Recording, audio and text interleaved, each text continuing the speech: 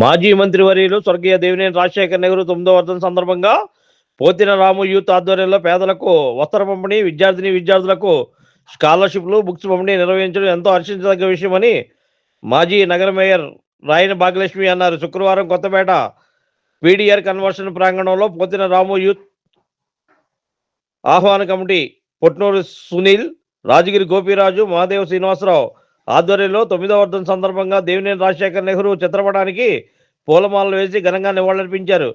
విజయవాడ నగర మాజీ మేయర్ రాయన భాగ్యలక్ష్మి, వైసీపీ నాయకులు పోతిన వెంకట మహేష్, వైసీపీ మాజీ ఫ్లోర్ లీడర్ వెంకట సత్యనారాయణ హాజరయ్యారు. ఈ సందర్భంగా వారు మాట్లాడుతూ స్వర్గీయ దేవినేని రాజశేఖర్ నెహ్రూ 9వ వర్ధంతి కార్యక్రమం సందర్భంగా పేదలకు వస్త్రాలు, విద్యార్థులకు స్టేషనరీ, స్కాలర్షిప్లు, ఫ్రూట్స్ పంపిణీ కార్యక్రమాలు నిర్వహించినట్లు తెలిపారు. దేవినేని రాజశేఖర్ నెహ్రూ భౌతికంగా దూరమై 9 సంవత్సరాలైనా అందరి మనసుల్లో చిరస్థాయిగా నిలిచారని, దానికి నిదర్శనం ఇక్కడ జరిగేటువంటి కార్యక్రమమే అని అన్నారు. పోతిన రాము యూత్ ఆధ్వర్యంలో క్రమం తప్పకుండా జయంతి, వర్ధంతి నిర్వహిస్తున్నారని అన్నారు. ఈ కార్యక్రమంలో అయితే కృష్ణకిషోర్, ఆహ్వాన కమిటీ సభ్యులు పుట్నూరు సునీల్, రాజగిరి గోపిరాజు, మహాదేవ్ శ్రీనివాసరావు, వైసీపీ నాయకులు మధ్య శ్రీనివాసరావు, రాంపిళ్ల వాసు, మరుపిళ్ల తాతారావు, మేదర కృష్ణ, కర్రి గౌరి, దుక్కా హరిభాస్కర్, పణుకు సుశీల, కామందుల డూండి, నాగోతి పూర్ణ తదితరులు పాల్గొని దేవినేని రాజశేఖర్ నెహ్రూ చిత్రపటం వద్ద నివాళులర్పించారు.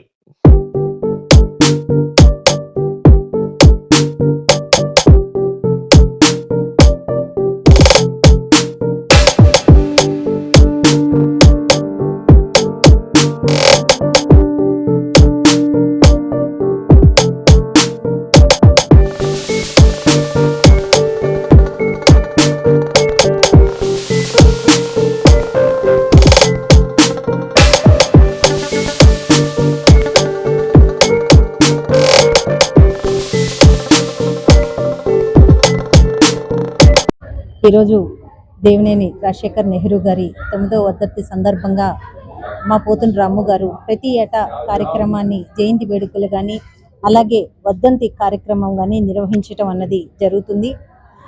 రాజశేఖర్ గారు నెహ్రూ గారితో ఉన్న సాన్నిధ్యంతో ప్రతి ఏటా రాము గారు ఈ కార్యక్రమం అన్నది స్కాలర్షిప్లు ఇవ్వటం కానీ, లేకపోతే చీరల పంపిణీ కానీ, అలాగే పళ్ళు పంపిణీ కానీ, లేకపోతే అన్నదాన కార్యక్రమం కానీ నిర్వహించటం చాలా మంచి కార్యక్రమం. ఎందుకంటే ఆయనతో ఉన్న సాంగత్యానికి ప్రతి ఏటా ఈ కార్యక్రమాలు నిర్వహించడం జరుగుతుంది. ఈ కార్యక్రమానికి మా ఫ్లో లీడర్ గారు సచిన్ గారు, అలాగే పోతుని మహేష్ గారు, అలాగే వాసు గారు, అలాగే కిషోర్ గారు, అలాగే మా పొలంలో ఉన్న పెద్దలు, అలాగే పార్టీ నాయకులు అందరూ ఈరోజు ఈ కార్యక్రమానికి వచ్చి ఘన విజయం చేయటం జరిగింది.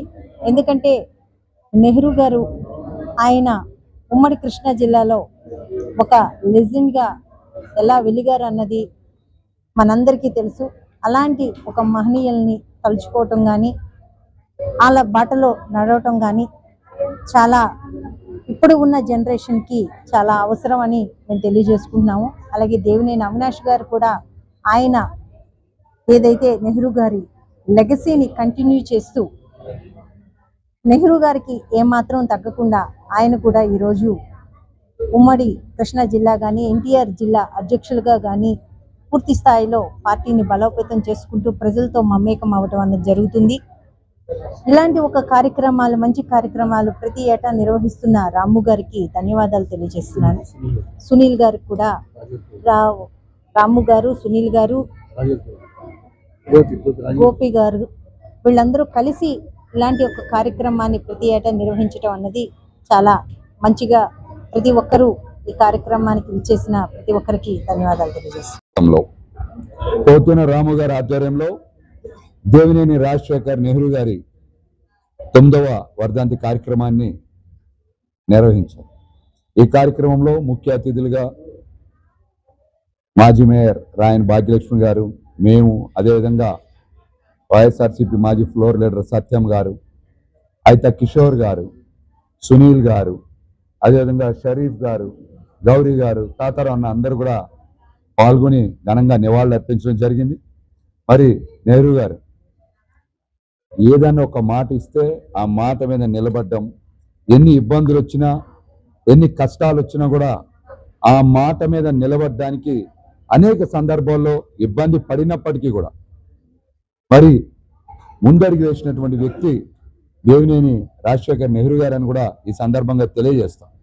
మరి నెహ్రూ గారు చాలా మంది విద్యార్థి నాయకులను తయారు చేయడంతో పాటు ఎంతో మందిని స్థానిక ప్రజాప్రతినిధులుగా, అసెంబ్లీకి ఎమ్మెల్యేలుగా పంపించినటువంటి వ్యక్తి రాజశేఖర్ నెహ్రూ గారు అని కూడా ఈ సందర్భంగా తెలియజేస్తాం. ప్రతి వ్యక్తి నుంచి కూడా ఏదో ఒక స్ఫూర్తిగా తీసుకుంటాం. కానీ నెహ్రూ గారి యొక్క ధైర్యం, ఇచ్చిన మాట మీద నిలబడ్డం, యువ నాయకత్వాన్ని తయారు చేయడం లాంటి అనేక అంశాలని మరి ప్రతి ఒక్కరూ మేము కూడా స్ఫూర్తిగా తీసుకుంటామని కూడా ఈ సందర్భంగా తెలియజేస్తూ మరి ఈ కార్యక్రమాన్ని రాము గారు స్కాలర్షిప్ల పంపిణీ, చీరల పంపిణీ, అదేవిధంగా పండ్ల పంపిణీ కూడా నిర్వహించి నెహ్రూ గారి పట్ల వారికి ఉండేటువంటి ఒక నిజమైనటువంటి అభిమానాన్ని చాటుకున్నటువంటి రాము గారికి రాబోయే రోజుల్లో ఖచ్చితంగా పార్టీ బలంగా నిలబడాలని, స్థానిక సంస్థల ఎన్నికల్లో ఆయన్ని కార్పొరేటర్ చేయాలని కూడా మేము మనస్ఫూర్తిగా కోరుకుంటున్నాం. ఎందుకంటే సుదీర్ఘ కాలం ఒక వ్యక్తి కార్యకర్తగానే ఉండాలి, అందులో ముఖ్యంగా బీసీలు ఇట్లాగే ఉండాలనేటువంటి ధోరణిలో మార్పు రావాలి. అదేవిధంగా రాము గారు కూడా ఖచ్చితంగా రాబోయే స్థానిక సంస్థల ఎన్నికల్లో పోటీ చేసి గెలుపొందాలి. అందుకు మా సంపూర్ణ మద్దతు, సహాయ సహకారాలు ఉంటాయని కూడా ఈ సందర్భంగా తెలియజేస్తూ అన్నిటికన్నా ముఖ్యమైన విషయం ఏంటంటే మా విజయవాడ నగరాన్ని గ్రేటర్ విజయవాడ నగరంగా మార్చి తీరాలి. మా విజయవాడ నగరాన్ని అభివృద్ధి పదంలో ఖచ్చితంగా నడిపించి తీరాలి. పెంచాల్సింది డివిజన్లు కాదు, పెంచాల్సింది విజయవాడ నగర విస్తీర్ణాన్ని ఈ రోజున కూటమి ప్రభుత్వానికి సూటిగా తెలియజేస్తూ ఉన్నాం. డివిజన్లు పెంచితే విజయవాడ నగరం అభివృద్ధి చెందుతుందా? డివిజన్లు పెంపు ఎవరికి లాభం? డివిజన్లు పెంపు కేవలం రాజకీయ నిరుద్యోగులకో, కూటమి పార్టీలో సీట్ల పంపకం కోసమే కానీ విజయవాడ నగర అభివృద్ధికి ఏమాత్రం ఉపయోగపడదని కూడా మరొకసారి తెలియజేస్తా. అనేక సందర్భాల్లో ఎంపీ చిన్ని గారు, ఎమ్మెల్యేలు, అదేవిధంగా మంత్రి నారాయణ గారు కూడా విజయవాడ నగరాన్ని గ్రేటర్ చేస్తామని పదే పదే ప్రకటనలు జారీ చేశారు. మీరు ఖచ్చితంగా విజయవాడ నగరాన్ని గ్రేటర్ ఎప్పుడు చేస్తారు? దీని మీద స్పష్టమైనటువంటి ప్రకటన ఇవ్వాలి. మా విజయవాడ నగరాన్ని అభివృద్ధి చేయడానికి 5 సంవత్సరాల్లో కావాల్సింది కేవలం 7,000 నుంచి 10,000 కోట్ల రూపాయలు మాత్రమే. ఈ నిధులు కూడా రాష్ట్ర ప్రభుత్వం రాజధాని ప్రాంతమైనటువంటి విజయవాడ ప్రాంత అభివృద్ధికి కేటాయించలేదా? ఇప్పుడు కనుక గ్రేటర్ చేయకపోతే రాబోయే రోజుల్లో గ్రేటర్ చేసేటువంటి అవకాశం చాలా తక్కువ ఉంటుంది. ఎన్నికలు నిర్వహిస్తే గ్రేటర్ చేసేటువంటి అవకాశం ఉండదు. విజయవాడ నగరం చుట్టుపక్కల ఉండేటువంటి 74 పైగా గ్రామాలందరూ కూడా వ్యతిరేకిస్తే స్థానిక సంస్థల ఎన్నికల తర్వాత గ్రేటర్ అవుతుందా? అది ఖచ్చితంగా స్థానిక సంస్థల ఎన్నికలు పెట్టడానికి ముందే విజయవాడ నగరాన్ని గ్రేటర్గా చేసి తీరాలి. మరి అనేక సందర్భాల్లో కూటమి పార్టీ నాయకులు గ్రేటర్ మీద ప్రకటనలు ఇచ్చారు, మంత్రి గారు ప్రకటన ఇచ్చారు, చేసేస్తామని చెప్పారు. మీ మాటలన్నీ ఏమైనాయి? మీ వాగ్దానాలన్నీ ఏమైనాయి అని చెప్పి కూటమి పార్టీ నాయకుల్ని సూటిగా ప్రశ్నిస్తా ఉన్నా. చాలా మంది టమాటా గాళ్ళకి తెలవట్ల మా గురించి, పనికిమాలిన వాళ్ళందరికీ తెలవట్ల. అమరావతి గురించి అనేక ఉద్యమాలు చేశాం, అనేక పోరాటాలు చేశాం, అనేక కార్యక్రమాలు నిర్వహించాం. అమరావతి ఖచ్చితంగా రాష్ట్ర రాజధానిగా ఉండాలని చెప్పాం. ఇదే మాటని మాజీ ముఖ్యమంత్రి వర్యులు జగన్మోహన్ రెడ్డి గారు కూడా చెప్పారు. మేము ఏ ప్రాంతానికి వ్యతిరేకం కాదు, అమరావతి రాజధానిగా ఉండడానికి వ్యతిరేకం కాదు, అమరావతి రాజధానిగా ఉండాలి, కానీ అయ్యే ఖర్చు విషయంలోనే మాకు అభ్యంతరాలు ఉన్నాయని చెప్పారు. ఈ విషయాన్ని ఎవరు మాట్లాడకుండా ఇష్టానుసారం విమర్శలు చేస్తున్నారు. ఎవరైనా సరే ఒక విమర్శ చేసేటప్పుడు ఆ విమర్శకి హేతుబద్ధత ఉండాలి. హేతుబద్ధత లేకుండా విమర్శలు చేస్తే ఎట్లాగా చెప్పండి? ఎట్లాగా? అందుకనే రాజధాని అమరావతికి 2 లక్షల కోట్ల రూపాయలు అప్పులు తెచ్చి అభివృద్ధి చేస్తామంటున్నటువంటి కూటమి ప్రభుత్వం మా విజయవాడ నగరాన్ని 5 సంవత్సరాలకి 7,000 కోట్లు 10,000 కోట్లు కేటాయించి ఎందుకు అభివృద్ధి చేయరు, ఎందుకు మెట్రో దారు, ఎందుకు గ్రాటర్ చేయరని సూటిగా ప్రశ్నిస్తాను. మీరు కనుక గ్రాటర్ చేయకపోతే విజయవాడ నగర ప్రజల్ని, విజయవాడ నగర అభివృద్ధిని మోసం చేసినట్టు అని కూడా తెలియజేస్తాను. ఉమ్మడి రాష్ట్ర మాజీ మంత్రివర్యులు మా నాయకులు దేవినేని నెహ్రూ గారి 9వ వర్ధంతి సందర్భంగా మరి మా సోదరిమణి నగర మాజీ మేయర్ రాయన్ బాలలక్ష్మి గారు, నా సోదరుడు పోతి వెంకట మహేష్ గారు, అలాగే YS Congress party pro leader Venkata Satyanarayana గారు, అలాగే మన అయితే కిషోర్ గారు, మరి నా అభిమానులు, నా పెద్దలు వేదిక మీద మరి నెహ్రూ గారి కోసం కానీ నా కోసం కానీ మరి 4 మాటలు మాట్లాడినందుకు అందరూ సంతోషం. రాజకీయాల్లో ఆరాటం కాదు, మెయిన్ పోరాటం ఉండాలి. మా సోదరుడు పోతు మహేష్ గారు అన్నట్టు పోరాటం ఉండాలి. ఆ పోరాటం మేము చిన్నప్పటి నుంచి పెట్టినే ఉన్నాం.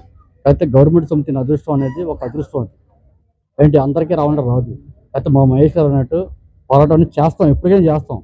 కాబట్టి నా వెనకాతల మాత్రం నాకు అండగా పోతు మహేష్ గారికి, మా ఇతర గతంలో నెహ్రూ గారు కూడా నా కుడి భుజంలో ఉన్నారు. కాబట్టి ఈ స్థాయికి నేను వచ్చాను. ఆయన కూడా కార్పొరేషన్కి సపోర్ట్ చేసే డివిజన్ ప్రెసిడెంట్కి కానీ, టెస్ట్ బోర్డు నెంబర్కి కానీ, లేకపోతే మనకి రాష్ట్రంలో మొట్టమొదటి విగ్రహం కట్టడం కూడా పోతు మహేష్ కుడి భుజంలో వెనకాల ఉండి రామ్ గారు నేను వెనకాల ఉన్నాను అని ఈ స్థాయికి కూడా అందరూ అలా చేస్తేనే నేను ఇంత రోడ్డు అయ్యాను. కాకపోతే ఏ భయం, రాజకీయాల్లో పోరాటం చేస్తాం, ఏదైనా పోతు మహేష్ అన్నట్టు వంటలో పోరాటం చేస్తాం. మీ ప్రశ్న కూడా నేను ధన్యవాదాలు చెప్తున్నాను. Like, subscribe and press the bell icon for new updates.